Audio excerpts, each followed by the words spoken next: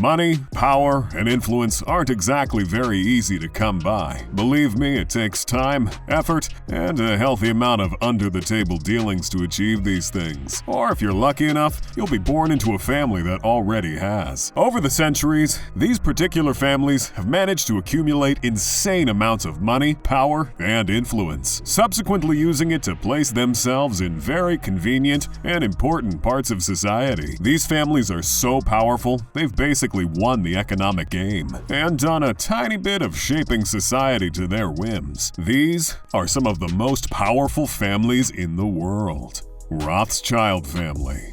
If you know anything about conspiracy theories, then you've certainly heard about the Rothschilds, from the wildest to the most plausible. One way or the other, the Rothschilds had something to do with it. I mean, if the first page of Google is to be believed, the Rothschilds have done everything from controlling every central bank in the world to even controlling the weather, with an insane combined net worth of $400 billion. Who are the Rothschilds really? Alien emissaries, or just some incredibly rich people? Well, what they are is an international banking and finance dynasty of German descent. They rose to international prominence in the early 18th century and subsequently established operations all across Europe. They were even elevated to nobility by the Austrian government. So yes, they are just incredibly wealthy. But you probably guessed that. The Rothschilds' historical rise to power started with Meyer Rothschild, whose keen talent for finance eventually led him to become a prominent member of the global banking industry and installed his 5 sons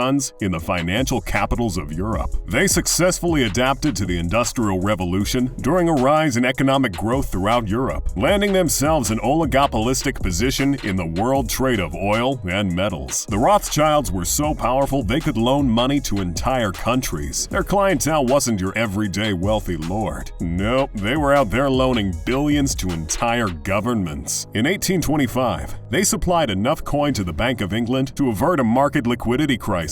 They granted loans to France after its defeat by Prussia, and they granted a £4 million loan to the British government after just being asked a few hours prior. They were, simply put, just rolling in that money. These days, the family has taken a more low-key approach to being a financial superpower, while spending their wealth by donating vast quantities of art to charity and generally avoiding conspicuous displays of wealth, especially after their surrealist party back in the 70s that'll haunt my dreams forever. The Rothschild family are without a doubt extremely powerful, influential, and cloaked in mystery, hence all the conspiracy theories. But whether or not they are responsible for the assassination of JFK or are fighting against climate change is for the conspiracy theorists to decide. The Windsor family.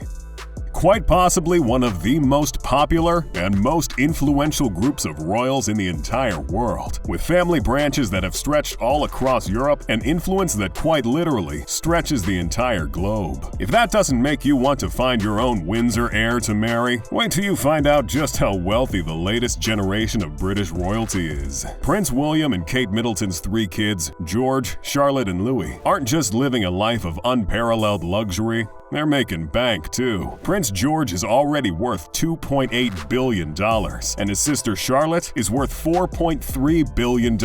They're already making 10 digits, and neither of them is 10. Simply mind-blowing. The Windsors aren't just sitting at the top of a country with a GDP of $2.7 trillion.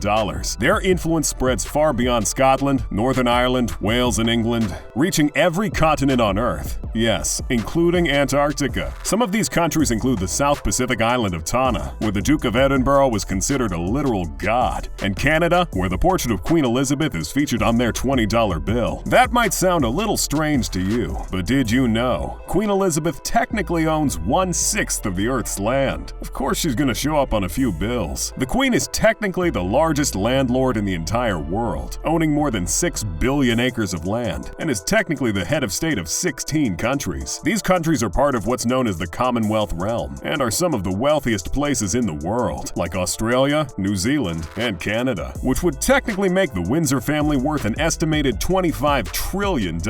Now that is a lot of power. The Windsors might be running a constitutional monarchy these days, but that doesn't diminish just how influential they are. I mean, people have actual tattoos of the royal family on them. I'm talking about permanent drawings of Queen Elizabeth on their bodies. You can only wish you were that popular. And what's popularity if you can't back it up with ridiculous amounts amounts of wealth. The Windsors sure can. They own several castles, mansions, and estates, all of which are incredibly expensive, and they didn't even need to buy most of them. There's also the Royal Collection, an art collection owned by the British royal family, which is one of the largest art collections in the world, with over 7,000 paintings, 40,000 watercolors and drawings, and about 150,000 old master prints. They've got historical photographs, tapestries, and the crown jewels worth $4 billion. Pretty much everything you could consider art can be found in this collection. Some of the Windsors' luxurious royal holdings include Kensington Palace, which has an estimated worth of $630 million, and Buckingham Palace, which is worth $4.9 billion, one of the most expensive and popular buildings in the world, and they just casually live in it. Koch family.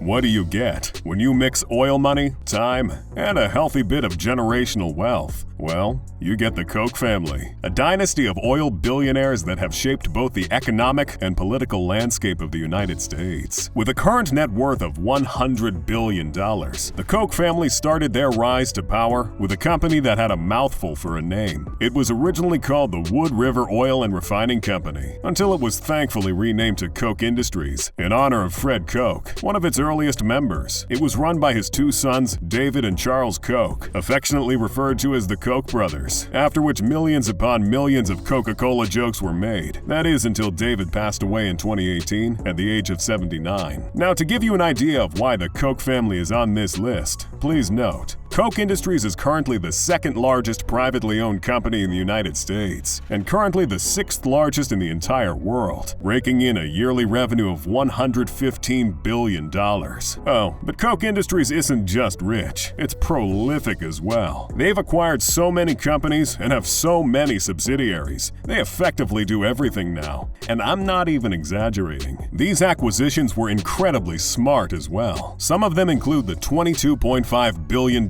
purchase of Georgia Pacific, one of the world's largest manufacturers and distributors of paper. They provide a wide variety of household products under popular names like Brawny, Angel Soft, and Vanity Fair. They also spent $7.5 billion to purchase Molex, an electronic components manufacturer, and they work with the National Guard of the United States as well. That's paper, electricity, and protection. Whatever kind of apocalypse is coming, the Koch family is ready. Not only are they wealthy, they also invest a non-significant amount of their wealth into making sure the political landscape of the country is exactly the way they want it. It turns out, you don't have to be royalty, or hold any political office for that matter, to get a few politicians to speak your language. If there's one thing the Koch family is really passionate about though, it's real estate. They purchased a multi-billion-dollar, 63-story, 4,000-unit hotel and casino on the Las Vegas Strip, and that was just the start. They plan to buy more hotels and hospitality assets. At this point, they're just trying to fill a bingo card of industries they can take over, I think. The Walton family.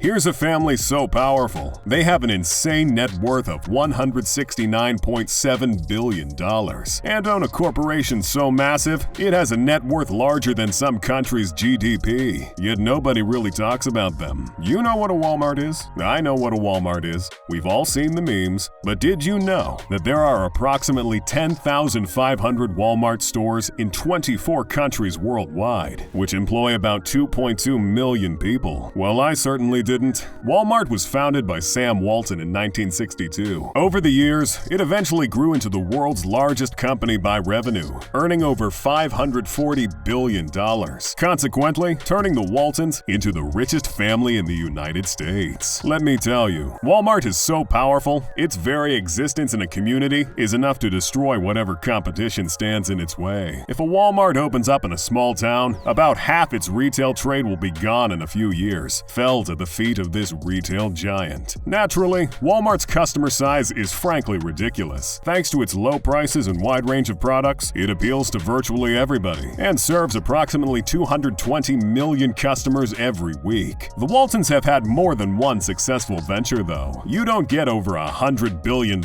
by being a one-trick pony after all. One of these ventures was known as Sam's Club, a chain of warehouse clubs that sold groceries and general merchandise. It operated 600 warehouses houses and raked in profits up to $57 billion.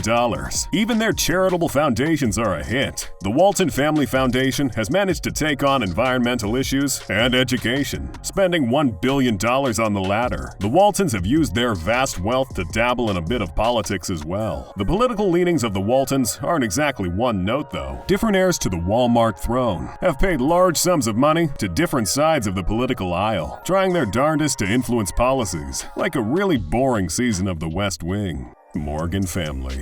This family's rise to international prominence started in the late 19th century, with perhaps the most famous Morgan of them all, John Pierpont Morgan. That guy in all the documentaries about early industrializing America? Born to be a banker, J.P. Morgan would follow in his father's footsteps and get embroiled in the financial sector, becoming one of the most famous bankers in the world, eventually immortalized by one of the most powerful financial institutions in the United States, J.P. Morgan and Company. J.P. Morgan didn't build the first billion-dollar company by banking alone, though. In the late 1890s, he turned his attention to the steel industry. He developed an alliance with the president of Carnegie Steel and purchased the company for $480 million, an amount which, at the time, was more than the U.S. federal government's entire budget. You gotta spend money to make money, and boy did he make money. In 1901, J.P. Morgan merged his steel companies and established U.S. Steel,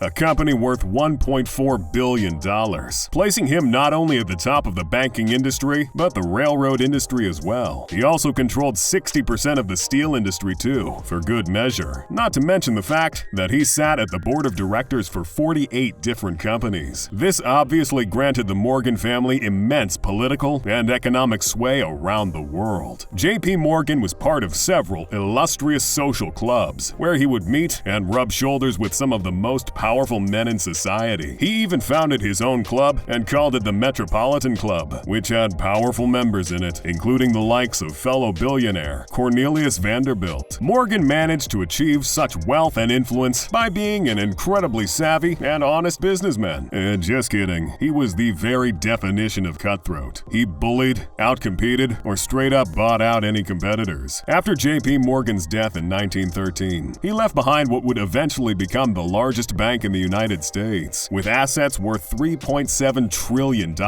It has acquired so many banks over its lifespan that J.P. Morgan & Chase is officially the largest bank in the world by market capitalization. What else could you possibly expect from a family powerful enough to control the U.S. gold supply and organize a syndicate of bankers to stabilize the economy of a whole country? Which family do you think is the most powerful? Conspiracy theories aside. And if you want to know how these billionaire families stay so wealthy, then click on the video on the screen and find out where the richest billionaires hide their money. See you there.